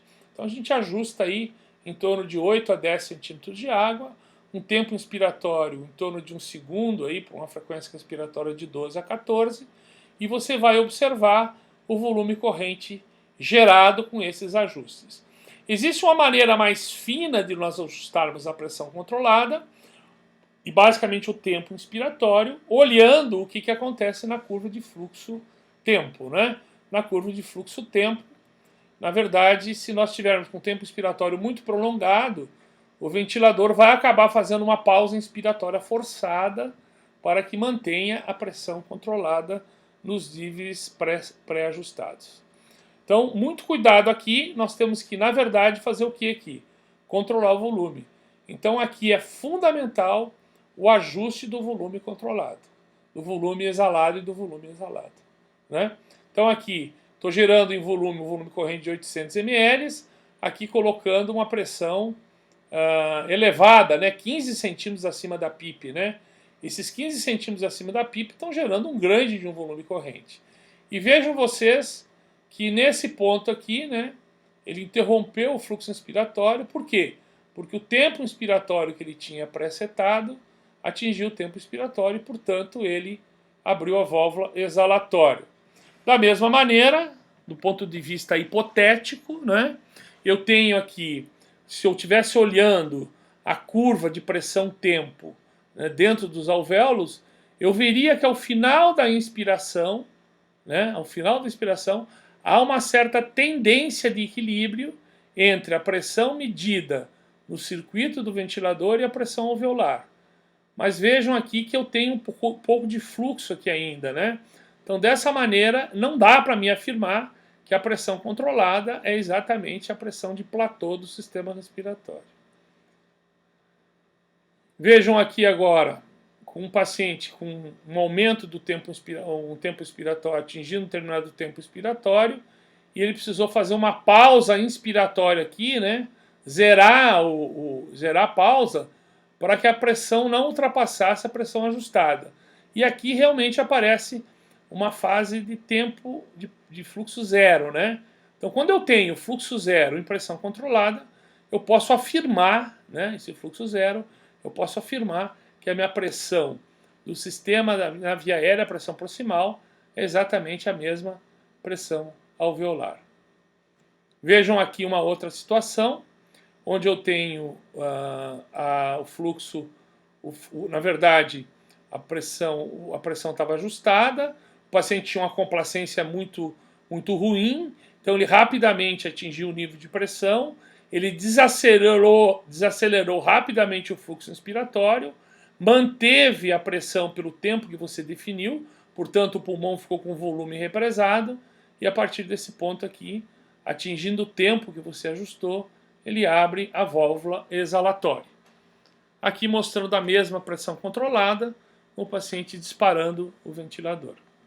Então, os ajustes de pressão controlada, volumes correntes de 6 a 8 ml por quilo em pulmões normais, em pacientes com lesão pulmonar abaixo de 6 para baixo, a frequência respiratória de 12 a 16, um tempo inspiratório de 1 a 2 segundos, sempre trabalhar com uma relação acima de 1 para 2, gente. Não é 1 para 2.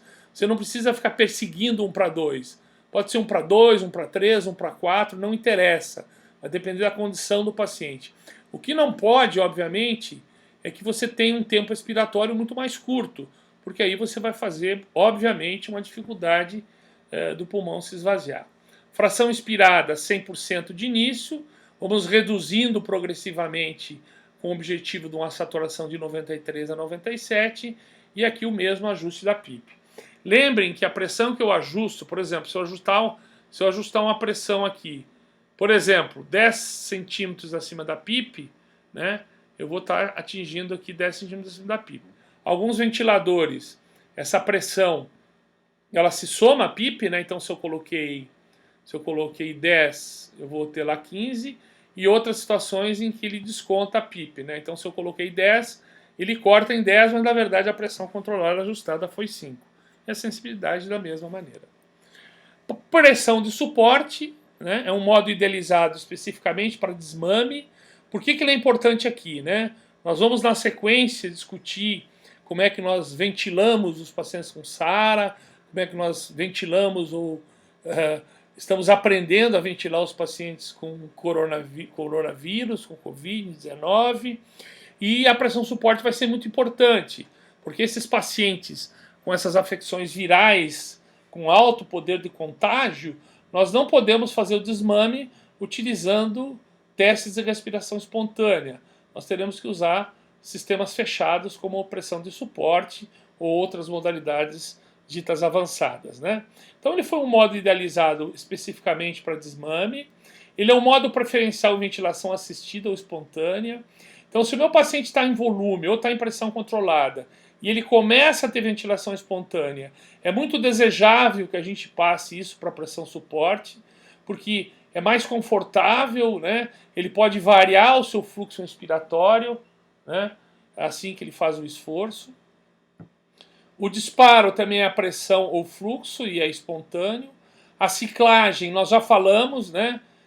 Convencionalmente, quando existe um decaimento de 25 do fluxo de pico, mas é muito possível hoje você ajustar essa queda, né, onde você quer que corte, né? Se o seu volume corrente está muito alto, você obviamente vai cortar 50. Se o seu volume corrente está muito baixo, você pode cortar esse fluxo um pouco aqui mais embaixo. Uma outra coisa importante, tanto em pressão controlada como volume controlado, ou pressão controlada ou pressão de suporte, é que você pode ajustar a maneira com que a rampa de atingir a pressão ela ocorre, né? De uma maneira mais rápida ou menos rápida, né? Isso é possível também para melhorar o conforto. Quais são os limites aqui? A pressão de suporte. E lembrar que esses pacientes nós precisamos monitorar o volume corrente, ajustar os alarmes para volume corrente alto e para volume corrente baixo, né? Isso é muito importante. Em algumas situações, a pressão de suporte, utilizando sistemas de ramo único, né, elas acabam provocando vazamentos. Então existem alguns equipamentos que compensam esses vazamentos e tornam essa modalidade mais eficaz na compensação dos vazamentos. Então aqui está mostrando a pressão suporte. Lembrem aqui, né, a PEMUS nós não enxergamos, né? Aqui o paciente fez um esforço, portanto criou o gradiente, né? Ele criou o gradiente, disparou o ventilador, né? O ventilador atingiu rapidamente a pressão que se ajustou, né? E aí, assim que ele atingiu a pressão que se ajustou, ele vai fazer o decaimento e vai cortar no ponto de corte. Então esse ponto de corte aqui, ele é proporcional ao pico máximo de fluxo. Então o tempo inspiratório aqui, ele é bem variável. Ele não é fixo, ele é variável. E aqui da mesma maneira, né, como pressão controlada, a pressão da via aérea não representa exatamente a pressão alveolar, né? Não representa a pressão alveolar. Então é muito importante nós termos esse conceito, que a pressão que está mostrando ali não é a pressão alveolar. Tomar muito cuidado com a pressão de suporte, porque nós sabemos que pressão de suporte muito elevada pode provocar volumes correntes muito elevados. E volumes correntes muito elevados estão associados à lesão provocada pelo ventilador.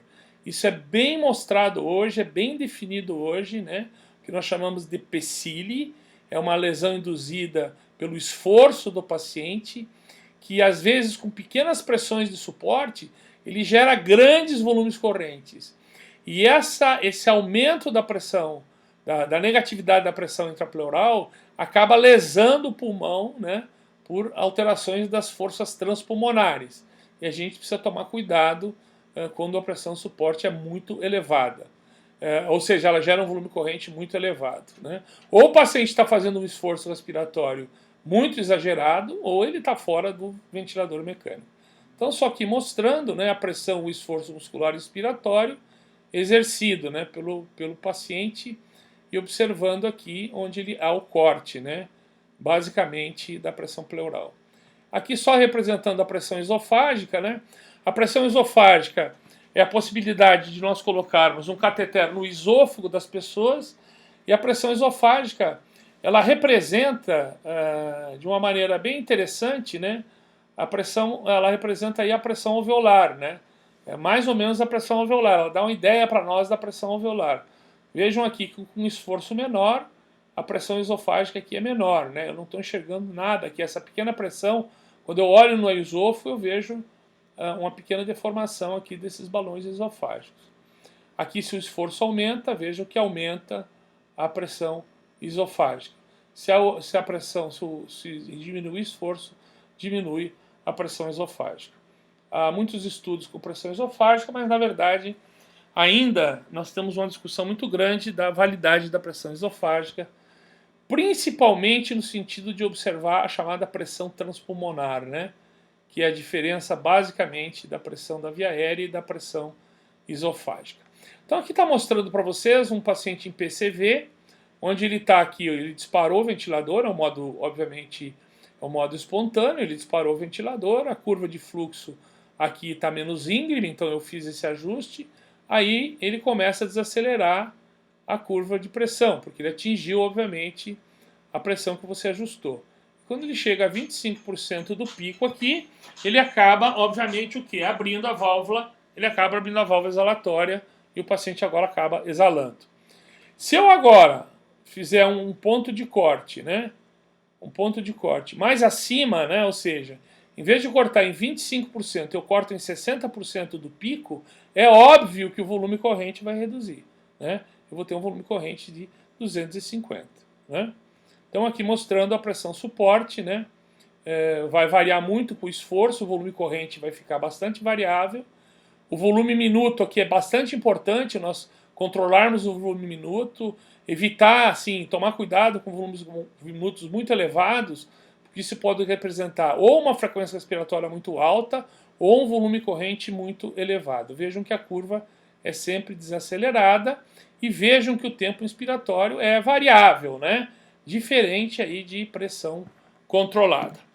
Então os ajustes, nós ajustamos com o mesmo objetivo, 6 a 8 ml por quilo de peso, então vai ser o ajuste da pressão controlada, da pressão suporte. Vamos ajustar, deixar lá em 25% de corte, vamos mudar o corte dependendo do volume corrente gerado. O objetivo da FO2 é sempre o mesmo, PIP da mesma maneira, né? Então nós colocamos uma PIP embaixo, que nós chamamos de EPAP, e acima da PIP, o que nós chamamos de IPAP, né? Então, dependendo da situação clínica, né, você vai usar, por exemplo, um caso de hipoxemia, num edema agudo de pulmão, por exemplo, você vai usar uma pressão de baixo mais elevada e uma pressão de cima um pouco mais baixa. No caso de um doente onde você precisa, um pulmonar crônico, onde você precisa, na verdade, melhorar a parte da ventilação, você pode utilizar uma pressão inferior a uma PIP, um EPAP menor, e uma pressão mais elevada, de modo a provocar uma melhor lavagem, entre aspas, desse gás alveolar. E deixar o ventilador bem sensível, bem sensível. Para terminar, né, o ASINV, né, como eu falei aos senhores, são ciclos mandatórios com frequência respiratória pré-determinada, que permite ciclos espontâneos. Então, a ventilação mandatória intermitente ela pode ocorrer usando volume controlado ou usando pressão controlada, né? Então, aqui a SINV, né? Você vai botar um volume mínimo antes da pressão suporte, você vai ajustar o disparo, né? Você vai usar na SINV-V o ciclo assistido controlado é a volume, no SINV-P o ciclo ajustado é pressão, né? Os limites, você vai ajustar volume corrente e fluxo. A recomendação aqui é o seguinte: evitar o uso de SINV, pois se mostrou associado ao aumento do tempo de retirada de ventilação mecânica. Eu não devo utilizar SINV, baixar a frequência respiratória, de modo ao paciente assumir toda a frequência respiratória em espontâneo jamais, mas mesmo em pressão suporte, eu preciso tomar cuidado que eu vou aumentar muito o tempo de desmame do ventilador. Então aqui a SINV mostrando, olha, um ciclo volumétrico, né? O paciente disparou o ventilador, onda quadrada, um ciclo volumétrico. Aqui um ciclo espontâneo, né? Um ciclo espontâneo sem nenhuma ajuda de pressão suporte. E aqui novamente um ciclo, esse ciclo também espontâneo, um ciclo disparado pelo ventilador. Vejam que esses ciclos eles são fixos, né? Então, se o paciente fizer uma apneia, né, aqui ele vai recuperar com um ciclo controlado. Sim viver, né, então o ciclo assistido controlado é a volume. E aqui associando pressão suporte. Então, se você optar por algum momento em utilizar SMV, ou seja, ventilação controlada a volume, ou ventilação pressão controlada, com ventilação espontânea e pressão suporte, né, sempre utilize um nível de pressão suporte. Né? Sempre utilize um nível de pressão suporte, no sentido de você, obviamente, evitar o que nós chamamos a estafa do sistema respiratório. Tá? E aqui um SINV-P, né? Veja, aqui o paciente disparou o ventilador, o tempo é fixo. Veja que aqui o ciclo aparentemente é um ciclo pressão de suporte. Veja que esse tempo expiratório é diferente desse tempo. Aqui eu ajustei a pressão controlada por determinado valor, aqui para outro valor. Né? Então aqui estão a maneira que você pode ajustar, tanto na ventilação a volume, então você ajusta o volume que você quer, né? Como se fosse a ventilação a volume, ajusta a sensibilidade e ajusta o nível de pressão suporte que você deseja no ciclo espontâneo. E no ciclo P, né, assim VP, é a mesma questão. Você ajusta o tempo expiratório, ajusta a pressão no modo pressão controlada e ajusta a pressão suporte de modo que você tenha o volume corrente alvo que você deseja. Bom, concluindo, né, os modos ventilatórios, existem basicamente aqui dois modos ventilatórios principais, modalidades ventilatórias principais, utilizados em situações graves. Em qualquer situação grave, nós vamos utilizar de início ventilação controlada a volume ou pressão controlada. A não ser que o indivíduo tenha esforço respiratório, a não ser que eu opte, por exemplo, para a utilização de ventilação com pressão de suporte, o que eu opto, por exemplo, em situações de ventilação mecânica não invasiva. Né? Aí eu tenho as formas clássicas, né? Por exemplo, no edema agudo de pulmão cardiogênico, no paciente que tem uma descompensação da doença pulmonar obstrutiva crônica, no indivíduo que tem uma insuficiência respiratória leve. Eu posso perfeitamente utilizar modos espontâneos, e o modo espontâneo mais utilizado aí é o modo pressão de suporte, através de máscaras faciais, sejam máscaras faciais orais, sejam máscaras nasais orais, sejam sistemas fechados de ventilação mecânica, onde o indivíduo vai exalar na válvula exalatória, sejam sistemas abertos, onde ele vai, obviamente, exalar na própria válvula inspiratória, no próprio circuito inspiratório do ventilador. Mas, de uma maneira geral, os pacientes graves, eles vão ser ventilados a volume ou a pressão. Né? Então, quando nós falarmos de desconforto respiratório, de pneumonia comunitária grave, de asma severa, de síndrome de coronavírus, né? Tudo isso, ou nós vamos utilizar a ventilação controlada a volume, ou utilizar a ventilação controlada a pressão. Existem outros modos ventilatórios? Existe uma quantidade muito grande de outros modos ventilatórios que nós chamamos de modos avançados e que não tem nenhuma fundamentação de nós conversarmos aqui. Por quê? Porque esses modos avançados normalmente são modos residentes em alguns equipamentos, né?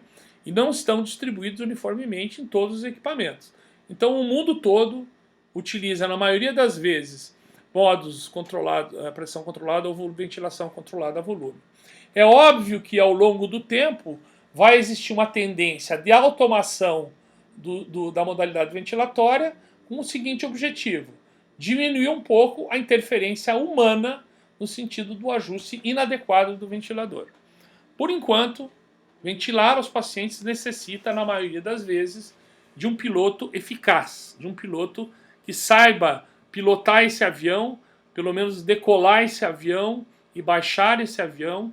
Isso pode ser perfeitamente factível discutindo esses conceitos que nós acabamos de falar com os senhores. Tá?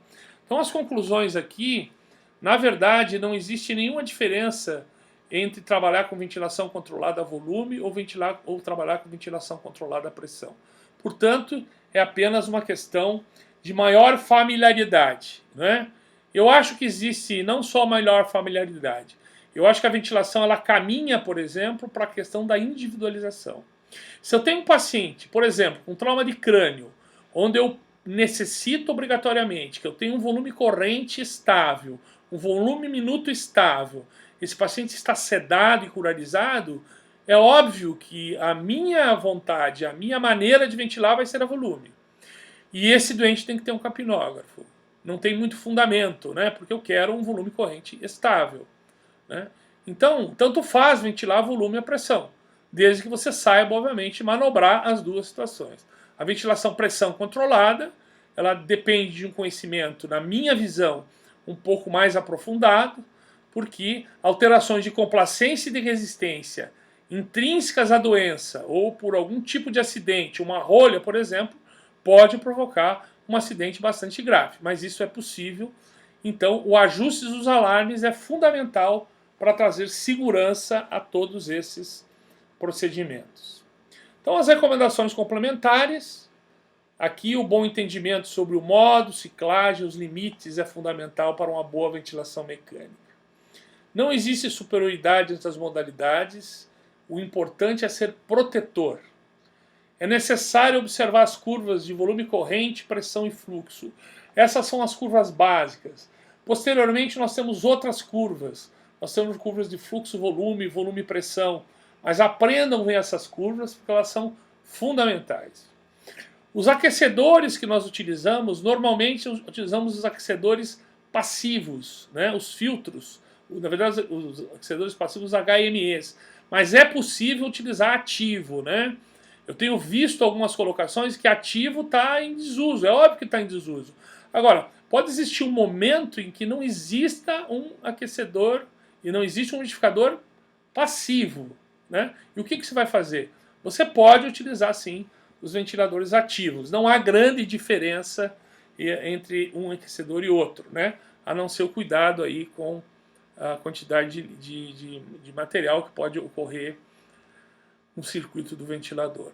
Regular os alarmes. Os alarmes são fundamentais. Uma UTI muito silenciosa significa uma coisa: ou alarmes totalmente desajustados, os pacientes totalmente polarizados, né?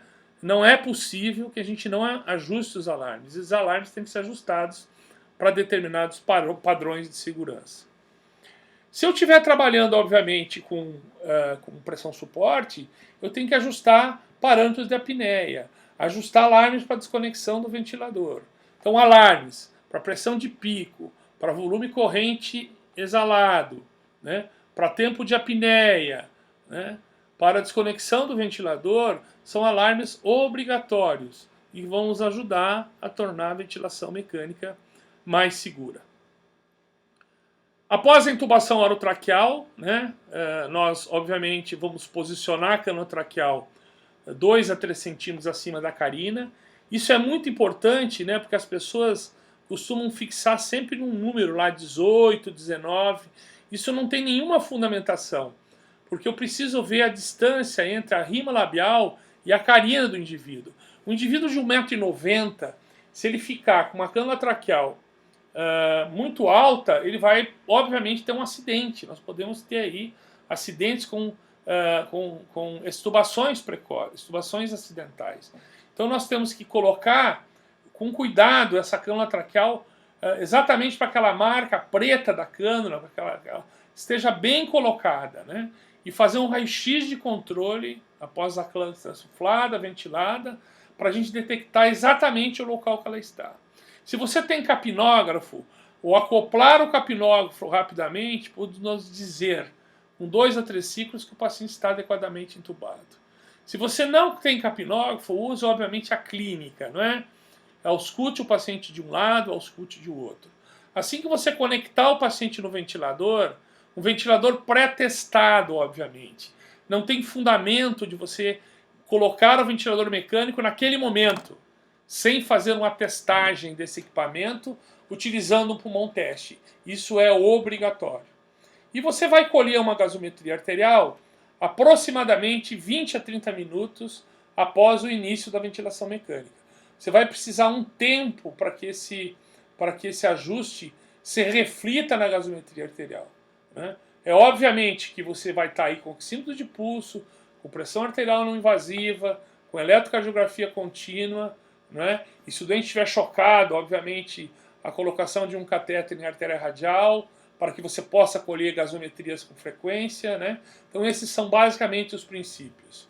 Gostaria de lembrar a atenção de vocês que cada vez mais hoje o raio-x de tórax permanece ainda fundamental para definirmos o local onde esse tubo está colocado, mas a ultrassonografia pulmonar é de extrema valia no sentido de observar essa expansibilidade pulmonar, a presença do deslizamento das pleuras, a presença das atelectasias, tudo isso faz parte hoje da monitorização respiratória. Vamos monitorizar então as trocas gasosas através da oximetria de pulso e das gasometrias. Uma não substitui a outra, obviamente, mas a oximetria de pulso faz com que a gente utilize muito menos quantidade, muito menos coletas de gasometria arterial. Um capnógrafo de preferência, principalmente se nós temos doentes neuropatas ou doentes com síndrome de desconforto respiratório, onde eu estou usando uma estratégia protetora de ventilação mecânica. O próprio raio-x de tórax, eu diria hoje que fundamental também o uso da ultrassonografia em beira de leito. Em situações específicas, né, situações importantes, a tomografia de tórax pode nos ajudar a tomar algumas decisões, né? Agora, a tomografia de tórax ela deve ser feita, se tiver disponível, né, no momento que esse paciente chega com insuficiência respiratória grave. Quer dizer, antes dele subir para a terapia intensiva, a tomografia pode ser feita. Isso pode nos ajudar em muito a condução daquele caso específico, principalmente com os casos de insuficiência respiratória grave. Você deslocar um paciente da terapia intensiva para fazer uma tomografia de tórax, você vai ter que, obviamente, ter uma justificativa importante, um sistema de transporte adequado, transportar o doente com as mesmas características ou próximas que você estava ventilando, senão, obviamente, você vai ter mais desastres do que propriamente se beneficiar de uma imagem que pode não lhe trazer grandes mudanças na sua conduta. Por isso que o ultrassom de tórax, ultrassom cardíaco e ultrassom pulmonar vem ganhando espaço ao longo do tempo. Então, com isso, eu encerro aqui a minha apresentação, né? Agradeço basicamente aqui o meu amigo Neymar, né? Que me ajudou aí com os slides, né? E espero que os senhores todos aí tenham aproveitados, né, essa nossa gravação. Muito obrigado a todos e até uma próxima oportunidade. Obrigado a todos vocês.